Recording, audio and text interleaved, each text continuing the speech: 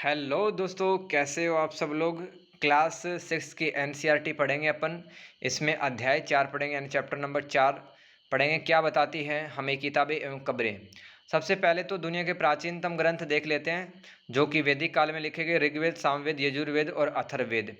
वैदिक काल का टाइम 500 ईसा पूर्व से 1000 ईसा पूर्व माना जाता है। ऋग्वेद सबसे पुराना वेद है, जिसकी रचना 3500 वर्ष पूर्व की गई। ऋग्वेद के बारे में और पढ़ें। ऋग्वेद में 1000 से ज़्यादा प्रार्थनाएं जिन्हें सूक्त कहा गया है। सूक्त का मतलब होता है अच्छी तरह से बोला गया। ये सूक्त विभिन्न देवी देवताओं की स्तुति यानी कि उनकी पूजा अर्चना के दौरान बोले जाते थे। इनमें 3 देवता महत्वपूर्ण होते थे। अग्नि जो कि अग्नि के देवता, इंद्र जो कि युद्ध के देवता और सोम जो कि वनस्पति के देवता होते थे। ये जो इंद्र देवता है दोस्तों, इनको वैदिक काल के दौरान इंद्र को वर्षा का देवता भी कहा गया है और देवताओं को राजा भी इंद्र ही होता था। वैदिक प्रार्थनाओं की रचना ऋषियों द्वारा की जाती थी। अधिकांश सूक्तों के रचयिता पुरुष थे, लेकिन कुछ प्रार्थनाओं की रचना महिलाओं ने भी की थी। ऋग्वेद की भाषा प्राक संस्कृत अथवा वैदिक संस्कृत कहलाती है। ऋग्वेद का उच्चारण तथा श्रवण किया जाता था, न कि इन्हें पढ़ा जाता था। समझ गए। तो उस टाइम पे पढ़ने के इतने साधन नहीं थे, ठीक है, कोई कागज़ नहीं था, तो इनका उच्चारण किया जाता था, इनको याद किया जाता था, सुना जाता था। रचना के कई सदियों बाद इसे पहली बार लिखा गया। इसको छापने लिखने का कार्य 200 साल पहले ही हुआ है। ऋग्वेद में सबसे पवित्र नदी सरस्वती नदी मानी गई है और सबसे ज़्यादा बार उल्लेख हुआ है उस नदी का जिसके बारे में सबसे ज़्यादा जिक्र मिलता है, सिंधु नदी थी। तो ऋग्वेद में सरस्वती सिंधु व उसकी सहायक नदियों व्यास, सतलुज व अन्य नदियों का वर्णन कई बार हुआ है, जबकि गंगा और यमुना नदी का उल्लेख एक बार ही हुआ है। ऋग्वेद में मवेशियों बच्चों, खासकर पुत्रों और घोड़ों की प्राप्ति के लिए अनेक प्रार्थनाएं हैं। घोड़ों की लड़ाई में रथ खींचने के लिए काम में लिए जाते थे घोड़े। ऋग्वेदिक युद्ध किस तरह से होते थे। खासकर मवेशी को जीतने के लिए युद्ध लड़े जाते थे और गाय सबसे पवित्र मानी जाती थी और जमीनों पर पर भी कब्जा करने के लिए दोस्तों युद्ध होते थे, क्योंकि ज़मीनों पर अनेक प्रकार की जो फसलें जैसे कि जो वो उगाई जाती थी। कुछ लड़ाई पानी के स्रोतों और लोगों को बंदी बनाने के लिए भी लड़े जाते थे। यज्ञ में कभी कभी जानवरों की आहुति यानी कि जानवरों की बलि भी दी जाती थी। अधिकांश पुरुष युद्ध में भाग लेते थे। इस समय कोई स्थायी सेना नहीं होती थी। इस समय लोग ऐसे लोगों को अपना सरदार चुनते थे जो बहादुर एवं कुशल योद्धा होते थे। लोगों की विशेषता बताने वाले शब्द देख लो आप। जैसे कि लोगों का जो वर्गीकरण है उनके काम के आधार पर, भाषा और परिवार, समुदाय, निवास स्थान, प्राकृतिक परंपरा के आधार पर किया जाता था। ब्राह्मण और राजा का वर्गीकरण काम के आधार पर किया जाता था। ब्राह्मण कौन होता था दोस्तों। पुरोहित को ब्राह्मण भी कहते थे, जो यज्ञ और अनुष्ठान वगैरह करवाते थे, जैसे कि वाजपेयी यज्ञ, राजसू यज्ञ, अश्वमेध यज्ञ, वो ब्राह्मण ही करवाते थे, है ना। राजा कौन व्यक्ति होता था। ऋग्वेदिक काल के राजा के पास न तो बड़ी सेना थी उस टाइम पर, न ही ये राजा टैक्स वसूला करते थे, कर वसूलते थे, क्योंकि राजा एक प्रकार का सरदार ही होता था और उसकी शक्तियाँ सीमित होती थी। ऋग्वेदिक काल में जनता या पूरे समुदाय के लिए दो शब्दों का प्रयोग होता था, जैसे कि जन और विश। जन का मतलब यहाँ पे समुदाय से है, कम्युनिटी से है, और विश का मतलब दोस्तों यहाँ पर एक क्षेत्र विशेष से है, क्षेत्रीय इकाई का नाम विश्व कहलाएगा। जैसे कि पुरु जन का मतलब पुरु समुदाय से संबंध रखने वाले व्यक्ति पुरुजन कहलाए, ठीक है। पुरु विश्व का मतलब पुरु नाम के एक क्षेत्र पर रहने वाले पुरु विश्व कहलाए, राइट। तो जिन लोगों ने इन प्रार्थनाओं की रचना की वे खुद को आर्य कहते थे तथा अपने दुश्मनों विरोधियों को वे दास अथवा दस्यु कहा करते थे। तो दोस्तों जो विश्व शब्द है ना, इसी से वैश्य शब्द निकला है। अब आपको पता है कि ब्राह्मण धर्म में दोस्तों 4 वर्ण होते हैं, जैसे कि ब्राह्मण वर्ण, फिर क्षत्रिय वर्ण, फिर वैश्य वर्ण और शूद्र वर्ण। इसमें वैश्य वर्ण है दोस्तों, वो जो शब्द है वो विश्व से ही निकला है। तो दास कौन व्यक्ति होते थे। दस्यु अथवा दास वे लोग होते थे जो यज्ञ नहीं करते थे और शायद दूसरी भाषाएं बोलते थे। बाद के समय में दास शब्द का मतलब गुलाम हो गया था। दास वे स्त्रियां एवं पुरुष होते थे जिन्हें युद्ध में बंदी बनाया जाता था और उनके मालिक की जायदाद माना जाता था, ठीक है, कि मतलब ये तो मालिक के ही है, मालिक की जायदाद ही दास कहलाया। जिस युग में उपमहाद्वीप के उत्तर पश्चिम में ऋग्वेद की रचना हो रही थी, उसी समय अन्य जगहों पर महापाषाणी कब्रें बनने की प्रथा या परंपरा विकसित हो रही थी।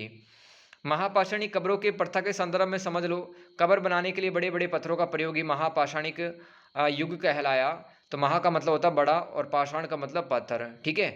तो समझ गए आप। महापाषाणिक युग का मतलब क्या है कि यहाँ पर बड़े बड़े जो पत्थर है इस समय वो कब्रों में लगाए जाते थे। इन कब्रों में सामान्यतः काले लाल मिट्टी के बर्तनों को मृतकों के साथ में दफनाया जाता था, ताकि ऐसा माना जाता था कि मरने के जो बाद व्यक्ति किसी और दुनिया में जाएगा तो ये बर्तनों को प्रयोग कर लेगा।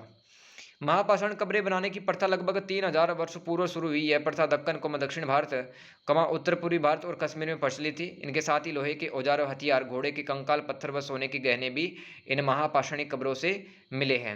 सामान्यतः मृतकों को खास किस्म के मिट्टी के बर्तनों के साथ दफनाया जाता था, जिन्हें काले अथवा लाल मिट्टी के बर्तनों, ब्लैक एंड रेड वेयर भी बोलते हैं दोस्तों, के नाम से जाना जाता था। वेयर मतलब बर्तन।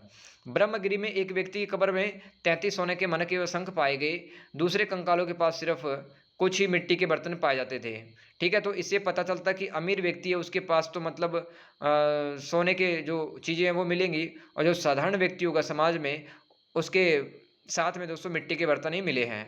तो सामाजिक स्थिति के बारे में पता चलता है कब्रों को देख करके। तो इनाम गांव जो महाराष्ट्र में है कि एक विशिष्ट व्यक्ति कब्र मिली है भीमा की सहायक नदी किनारे।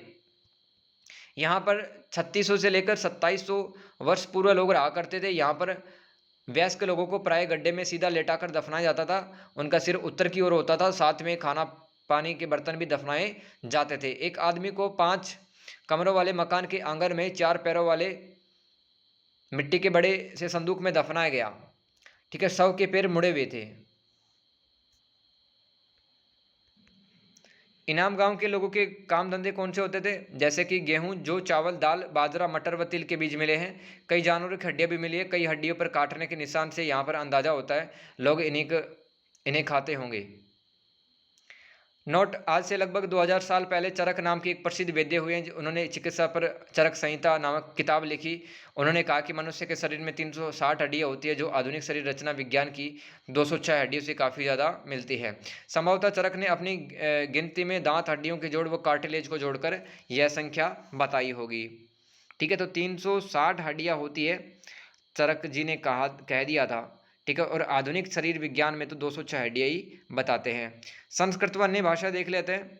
भाषा परिवार यहाँ पे भारोपीय यानी कि इंडो यूरोपियन, भारत और यूरोपीय भाषाएं। इसमें भारोपीय भाषाओं के परिवार में संस्कृत, असमिया, गुजराती, हिंदी, कश्मीरी, सिंधी, फारसी, अंग्रेजी, फ्रांसीसी, जर्मन, यूनानी, इटालवी, स्पेनिश आते हैं भारत और यूरोपीय भाषा के समुदाय में। तिब्बत बर्मा भाषा परिवार में पूर्वोत्तर प्रदेशों में बोली जाती है भाषाएं।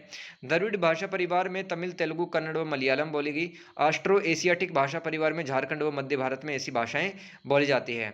अब निम्नलिखित को सुमेल करना है आपको। जैसे कि सूक्त है वो क्या होते थे, अभी से बताया था ना। सूक्त का मतलब होता है अच्छी तरह से बोला गया। रथ है दोस्तों, रथ युद्धों में प्रयोग किया जाता था। और यज्ञ मतलब अनुष्ठान। दास का मतलब गुलाम। और महापाषाण दोस्तों सजाए गए पत्थर इसमें से हो जाएगा। राइट, तो दोस्तों इस तरह से आप सवाल भी कर सकते हो। ठीक है, ये आंसर देख लो इसका। वाक्यों को पूरा करें रिक्त स्थानों में। तो दोस्तों के लिए दासों का इस्तेमाल किया जाता था। तो देख लो इसका आंसर क्या होगा। मालिक की सेवा करने के लिए दासों का इस्तेमाल महापाषाण युग में किया जाता था। ठीक है, सॉरी वैदिक काल में। और दूसरा है रिक्त स्थान में महापाषाण पाए जाते हैं। तो दक्कन, दक्षिणी भारत, उत्तरी पूर्वी भारत और कश्मीर के क्षेत्र में महापाषाण कब्रें पाई जाती हैं।